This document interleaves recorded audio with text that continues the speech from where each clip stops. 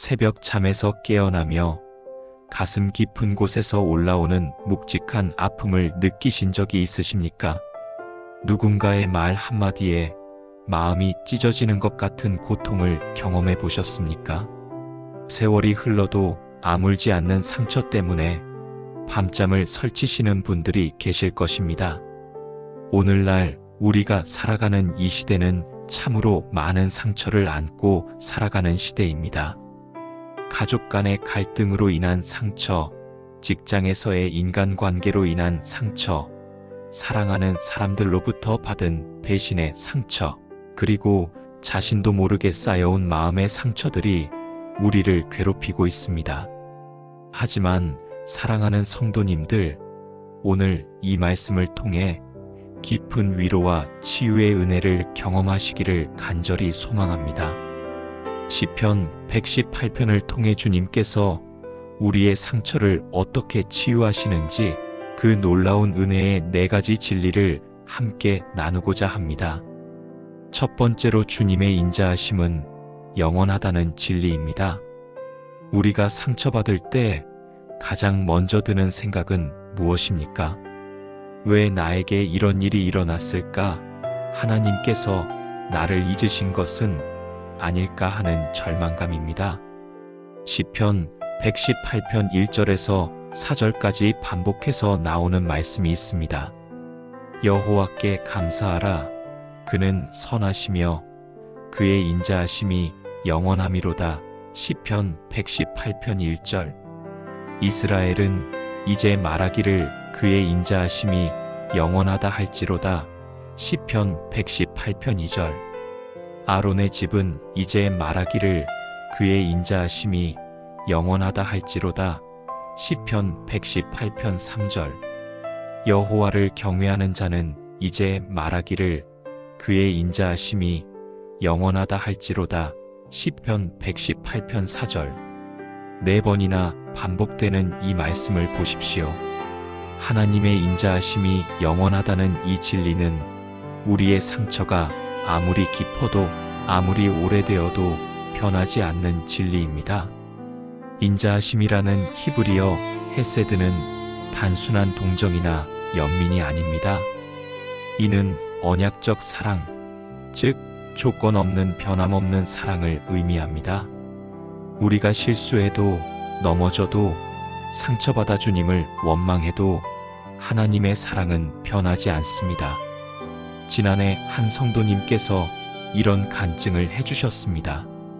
20년 동안 함께 살던 남편이 외도로 인해 집을 나갔다고 합니다. 그 순간 이 성도님은 하나님을 원망했다고 했습니다. 왜 나에게 이런 시련을 주시는지, 내가 무엇을 잘못했는지 자책하며 밤마다 울었다고 합니다. 그런데 매일 새벽 기도를 드리며 시편 118편을 읽을 때마다 그의 인자하심이 영원하다는 말씀이 마음에 임했다고 합니다. 처음에는 이해할 수 없었지만 시간이 지날수록 하나님의 사랑이 자신의 상황과는 상관없이 변함없다는 것을 깨달았다고 했습니다. 지금은 그 시련을 통해 더욱 하나님을 의지하게 되었고 혼자서도 평안한 삶을 살고 있다고 간증해 주셨습니다. 사랑하는 믿음의 가족들, 여러분이 지금 어떤 상처 속에 있든지 하나님의 인자하심은 영원합니다. 그 사랑은 여러분의 상처보다 더 크고 여러분의 아픔보다 더 깊습니다. 두 번째로 주님께서는 우리의 부르짖음을 들으신다는 진리입니다. 상처받은 마음은 때로 말로 표현하기 어려울 때가 있습니다. 마음 깊은 곳에서 올라오는 신음과 탄식, 눈물로만 표현되는 그 아픔을 누가 알아줄까요? 시편 118편 5절 말씀을 보십시오. 내가 고통 중에서 여호와께 부르짖었더니 여호와께서 나를 넓은 곳에 세우셨도다. 시편 118편 5절. 고통 중에서 부르짖었다는 표현을 주목해 보십시오. 히브리어 원문에서 고통이라는 단어 매차르는 좁은 곳, 압박당하는 상황을 의미합니다. 마치 사방이 막힌 좁은 감옥에 갇힌 것 같은 답답함을 나타냅니다. 우리가 상처받을 때 느끼는 그 답답함, 숨막히는 고통을 하나님께서 정확히 알고 계신다는 뜻입니다. 그리고 부르짖었다는 동사 카라는 단순히 조용히 기도하는 것이 아니라 간절히 소리쳐 부르는 것을 의미합니다. 때로는 울부짖음으로, 때로는 신음으로 표현되는 우리의 기도를 하나님께서 들으신다는 말씀입니다. 더욱 놀라운 것은 하나님의 응답입니다. 여호와께서 나를 넓은 곳에 세우셨도다. 좁은 곳에서 넓은 곳으로, 압박당하는 상황에서 자유로운 상황으로 인도해 주신다는 약속입니다. 여기서 넓은 곳 메르하브는 단순히 공간이 넓다는 의미가 아닙니다. 마음의 평안, 영혼의 자유, 새로운 소망을 의미합니다. 몇 년 전 우리 교회 청년 한 분이 직장에서 심한 따돌림을 당했습니다. 동료들의 모함으로 인해 중요한 프로젝트에서 제외되었고 상사로부터 불공정한 대우를 받았습니다. 그 청년은 매일 밤 하나님께 울부짖으며 기도했다고 합니다. 왜 내가 이런 고통을 당해야 하는지, 언제까지 이런 상황이 계속될지 간절히 기도했습니다. 그런데 6개월 후 놀라운 일이 일어났습니다. 더 좋은 조건의 회사에서 스카우트 제의가 들어온 것입니다. 지금은 그 회사에서 팀장으로 일하며 하나님의 은혜를 간증하고 있습니다. 그 청년이 고백하기를 그 고통의 시간이 있었기에 하나님께 더욱 간절히 매달릴 수 있었고 그 결과 더 큰 축복을 받게 되었다고 했습니다. 사랑하는 성도님들, 여러분의 부르짖음을 하나님께서 들고 계십니다. 지금 당장 응답이 보이지 않아도 하나님께서는 가장 좋은 때에 가장 좋은 방법으로 응답해 주실 것입니다. 세 번째로 주님께서는 우리와 함께 하신다는 진리입니다. 상처받은 마음이 가장 두려워하는 것은 혼자라는 느낌입니다. 아무도 나를 이해해 주지 않는다는 외로움, 세상에 홀로 남겨진 것 같은 절망감이 우리를 더욱 깊은 상처로 이끌어갑니다. 하지만 시편 118편 6절과 7절 말씀을 보십시오. 여호와께서 내 편이 되심으로 내가 두려워하지 아니하리니 사람이 내게 어찌할꼬. 시편 118편 6절.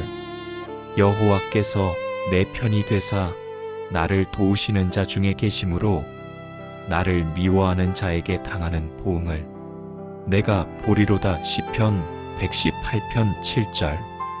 여호와께서 내 편이 되심으로라는 표현을 주목해 보십시오. 히브리어로 여호와 리인데 이는 단순히 함께 있다는 의미를 넘어서 적극적으로 편을 들어주신다는 뜻입니다. 마치 법정에서 최고의 변호사가 우리 편에 서서 변호해 주시는 것과 같습니다. 전능하신 하나님께서 우리 편이 되어 주신다면 그 누가 우리를 대적할 수 있겠습니까?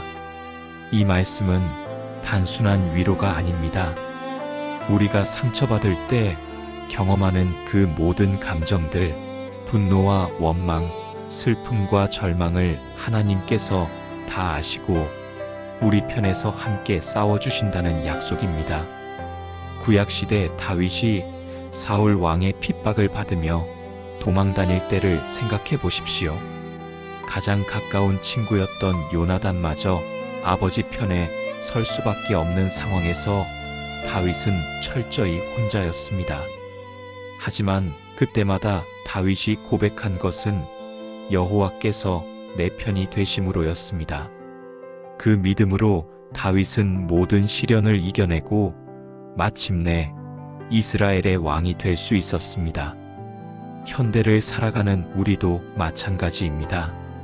가족들이 우리를 이해해주지 않을 때, 친구들이 우리 곁을 떠날 때, 직장 동료들이 우리를 외면할 때라도 하나님만은 우리 편에 서 계십니다. 얼마 전 한 권사님께서 이런 간증을 해주셨습니다. 자녀 교육 문제로 남편과 심한 갈등을 겪었다고 합니다. 남편은 아이를 더 엄하게 키워야 한다고 했고, 권사님은 아이의 마음을 더 헤아려야 한다고 생각했습니다. 이 문제로 몇 달 동안 부부 사이가 냉랭해졌다고 합니다. 그런데 어느 날 새벽 기도 시간에 시편 118편을 읽으며 여호와께서 내 편이 되심으로라는 말씀이 마음에 와 닿았다고 했습니다. 하나님께서 자신의 편이 되어 주신다면 남편을 설득하려고 애쓸 필요가 없겠다는 생각이 들었다고 합니다. 그날부터 기도로 이 문제를 하나님께 맡겼더니 놀랍게도 남편의 마음이 변하기 시작했다고 했습니다. 지금은 부부가 함께 아이를 위해 기도하며 지혜롭게 양육하고 있다고 간증해 주셨습니다. 사랑하는 믿음의 가족들, 온 우주의 창조주이신 하나님께서 여러분의 편이 되어 주십니다. 그분이 여러분과 함께 하신다면 그 누구도 여러분을 해할 수 없습니다. 네 번째로 주님께서는 우리를 완전히 치유하신다는 진리입니다. 많은 분들이 상처의 치유에 대해 오해하고 계십니다. 시간이 지나면 자연히 아물 것이라고 생각하거나 상처를 잊으려고 애쓰는 것이 치유라고 생각합니다. 하지만 진정한 치유는 그런 것이 아닙니다. 시편 118편 17절과 18절 말씀을 보십시오. 내가 죽지 않고 살아서 여호와의 행사를 선포하리로다. 시편 118편 17절. 여호와께서 나를 심히 징계하셨으나 죽음에 넘기지 아니하셨도다. 시편 118편 18절. 내가 죽지 않고 살아서라는 표현을 주목해 보십시오. 상처는 우리를 죽음과 같은 절망 속으로 밀어넣습니다. 하지만 하나님께서는 우리를 그 죽음에서 건져내사 새로운 삶을 살게 하십니다. 더 나아가 여호와의 행사를 선포하리로다라고 하셨습니다. 이는 단순히 상처에서 회복되는 것을 넘어서서 그 상처를 통해 경험한 하나님의 은혜를 다른 사람들에게 나누게 된다는 의미입니다. 상처가 오히려 복음 전파의 도구가 된다는 놀라운 약속입니다. 18절에서 여호와께서 나를 심히 징계하셨으나라는 표현이 나옵니다. 여기서 징계라는 단어 야사르는 단순한 처벌이 아니라 훈련과 교육을 의미합니다. 하나님께서 허락하시는 고난과 상처는 우리를 파괴하려는 것이 아니라 더 성숙한 사람으로 만들어 가시려는 하나님의 사랑의 훈련입니다. 죽음에 넘기지 아니하셨도다는 말씀을 통해 하나님의 한계선을 보여주십니다. 아무리 깊은 상처라도 하나님께서는 우리가 완전히 절망하지 않도록 지켜주십니다. 작년에 우리 교회에서 간증한 한 집사님의 이야기를 들려드리겠습니다. 이 집사님은 사업 실패로 인해 모든 재산을 잃었습니다. 20년 동안 쌓아온 모든 것이 한순간에 사라졌고 보증을 서준 친구들로부터 원망을 듣게 되었습니다. 그때의 심정을 정말 죽고 싶었다고 표현하셨습니다. 하지만 매일 새벽 산에 올라가 기도하며 시편 118편을 읽었다고 합니다. 특히 내가 죽지 않고 살아서 여호와의 행사를 선포하리로다는 말씀이 큰 위로가 되었다고 했습니다. 그 후 3년간의 고난의 시간을 거쳐 지금은 새로운 사업을 시작해 안정된 생활을 하고 있습니다. 더욱 놀라운 것은 그 경험을 통해 같은 어려움을 겪는 분들을 상담하고 위로하는 사역을 하고 있다는 점입니다. 자신의 상처가 다른 사람들을 치유하는 도구가 된 것입니다. 그 집사님이 항상 하시는 말씀이 있습니다. 그때의 고통이 없었다면 지금의 기쁨도 없었을 것입니다. 하나님께서는 내 상처를 통해 더 많은 사람들에게 복음을 전할 수 있게 하셨습니다. 이것이 바로 하나님의 완전한 치유입니다.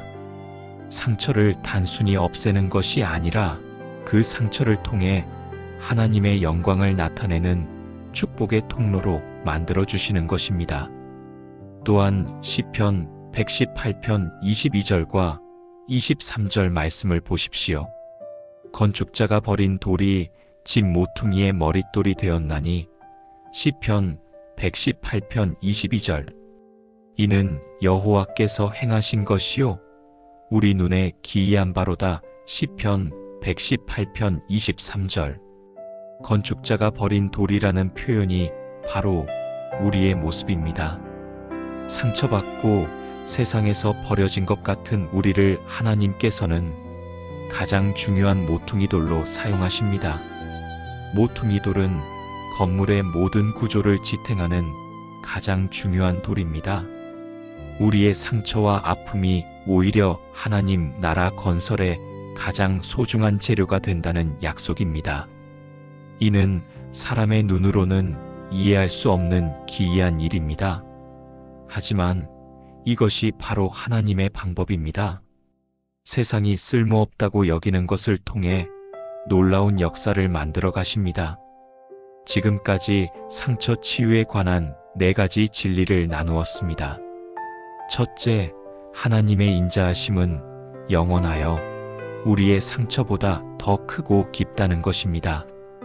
둘째, 하나님께서는 우리의 부르짖음을 들으시고 좁은 곳에서 넓은 곳으로 인도해 주신다는 것입니다. 셋째, 하나님께서 우리 편이 되어 주심으로 우리는 홀로 있지 않다는 것입니다. 넷째, 하나님께서는 우리의 상처를 완전히 치유하시고 복음 전파의 도구로 사용하신다는 것입니다. 사랑하는 성도님들, 이 말씀이 단순한 위로의 말이 아니라 여러분의 삶에서 실제로 경험되는 하나님의 역사가 되시기를 간절히 소망합니다. 지금 이 순간에도 깊은 상처로 고통받고 계신 분들이 계실 것입니다. 오늘 밤 잠자리에 들 때 시편 118편 말씀을 묵상하시면서 주님께서 여러분의 상처를 치유해 주시기를 간절히 기도해 보십시오. 그리고 이 은혜로운 말씀이 여러분에게만 머물지 않고 주변에 상처받은 이웃들에게도 전해지기를 바랍니다. 댓글로 여러분의 치유의 간증을 나눠주시고 이 영상을 통해 위로받으셨다면 좋아요 버튼으로 그 감사를 표현해 주시기 바랍니다. 여러분의 작은 참여가 더 많은 상처받은 영혼들에게 이 말씀이 전해지는 통로가 될 것입니다. 사랑하는 믿음의 가족들, 오늘도 하나님의 은혜와 평강이 여러분의 마음과 가정에 충만하시기를 축복합니다. 여러분의 모든 상처가 주님의 사랑으로 완전히 치유되시고 그 치유된 삶을 통해 하나님의 영광이 나타나시기를 예수님의 이름으로 축복합니다.